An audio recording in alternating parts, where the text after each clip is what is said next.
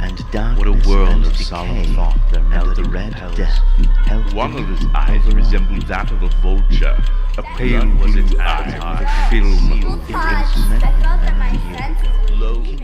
I think that fear will make people do and say and behave in a manner that in the bright light of day they could not conceive of doing. And what horror, the literature, art of horror does is it says, you know, these feelings are still very much a part of who we are. It's still very much a part of our character, what we will do in these extreme kinds of situations. And so the literature of fear, whether it's here in the theater, it's a story, it's a movie, is really about putting human beings into extreme, and because we're dealing with the supernatural, we can go really extreme. And then, like any great art form, once you put people into that crucible and you start to burn away who they are in their average everyday life, and you see who they're going to be when they're in these more extraordinary situations. I mean, that's fascinating to me personally, and I think fascinating for a lot of people to watch happen.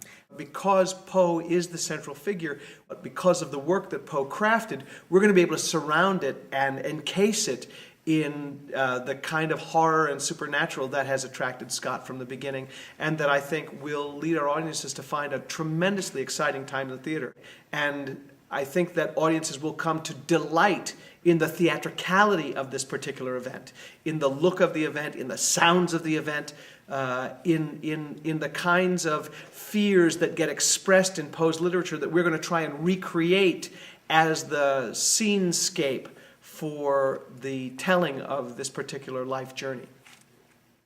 I'm hopeful that an audience will come to this and A, have the pants scared off of them, and B, take a journey with Poe, which starts remarkably with his being quite sick toward the end of his life, hospitalized in fact, and in that semi-fevered state, the events of his life come overlapping on him as he's lying almost on the point of death.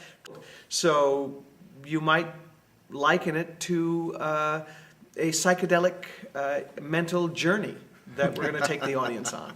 It's going to be trippy.